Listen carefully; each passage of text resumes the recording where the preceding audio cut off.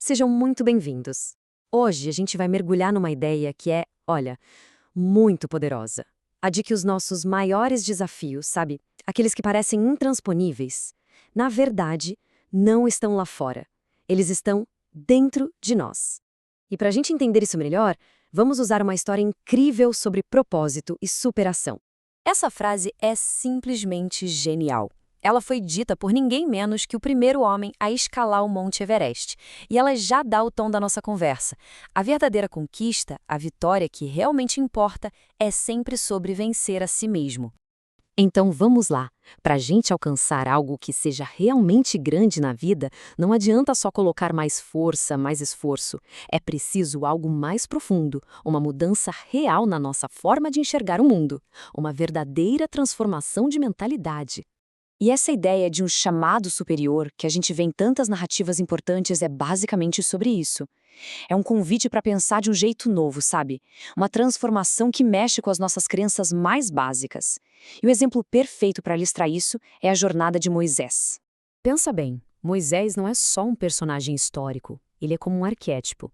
Ele representa qualquer pessoa que se depara com uma tarefa que parece impossível, um chamado que exige sonhar muito alto, entender um propósito maior e, claro, ter uma disciplina de ferro para seguir em frente. Agora, é claro que, como qualquer pessoa numa missão dessa magnitude, o caminho de Moisés não foi nada fácil. Ele teve que encarar desafios, olha, monumentais, que vinham de todos os lados. Vamos dar uma olhada nos três principais. Esses desafios eram de três tipos, basicamente. Primeiro, as circunstâncias em si, que eram totalmente opressoras lá no Egito. Segundo, as próprias pessoas que ele tinha que libertar, que muitas vezes não queriam a liberdade. E por último, talvez o mais difícil de todos, a luta contra os próprios demônios, as dúvidas e os traumas dele. E para a gente ter uma ideia do peso do primeiro obstáculo, as circunstâncias, olha só para esse número, 400 anos. Imagina, 4 séculos de escravidão. Isso não é só tempo. Isso molda a cultura, os sonhos, ou a falta deles, e a identidade de um povo inteiro. O cenário era simplesmente desolador. E essa citação aqui mata a charada. Ela mostra que a verdadeira batalha não era física. O poder do faraó não estava só nos exércitos dele, estava principalmente na mente do povo. Por isso, para realizar essa grande obra, não era preciso ter circunstâncias perfeitas, e sim uma mentalidade completamente diferente. Isso já nos joga direto no segundo obstáculo: as pessoas. E, gente, essa frase é chocante. Para e pensa. Moisés foi chamado para liderar um povo que, em vários momentos, simplesmente não queria ser livre. Eles chegaram ao ponto de pedir um novo líder para levar eles de volta para a escravidão. É de não acreditar.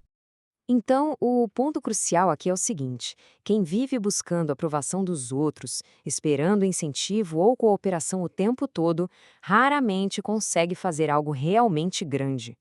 A maior barreira que Moisés enfrentou não foi o exército egípcio, foi a resistência que veio de dentro do seu próprio povo. E tudo isso nos leva finalmente ao obstáculo decisivo, o mais importante de todos, a batalha que o próprio Moisés travou dentro de si, a verdadeira montanha que ele precisava escalar. Quando Deus o chamou, a primeiríssima reação de Moisés foi uma pergunta que revela uma crise de identidade profunda. Quem sou eu?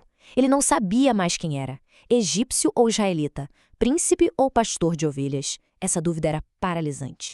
Logo em seguida, vem outra questão, a do propósito, da segurança. Em quem ele ia confiar? No poder do faraó, que era algo que ele conhecia, ou nesse Deus que tinha acabado de aparecer para ele? Essa é uma busca universal de todo ser humano, por segurança, por um sentido para existir. E por fim, a pergunta sobre a missão, o que ele deveria fazer. Voltar para a vidinha confortável no palácio ou abraçar um desafio gigantesco no deserto? Ser um opressor ou um libertador? Essa é a escolha que muita gente enfrenta, uma vida de conforto ou uma vida com propósito. E essa luta interna de Moisés nos conecta de volta com a história do Edmund Hillary, lá do começo. Olha só essa comparação. De um lado, o Monte Everest, um desafio externo, feito de rocha e gelo. Do outro, o desafio interior, a batalha contra a dúvida, o medo, os traumas. São dois picos, mas a escalada mais difícil é sempre a de dentro. Pouca gente sabe, mas antes de conseguir em 1953, o Hillary tinha falhado. A montanha venceu ele. Mas ao invés de desistir, ele olhou para o Everest e disse basicamente isso: você, montanha, não pode mais crescer, mas eu posso.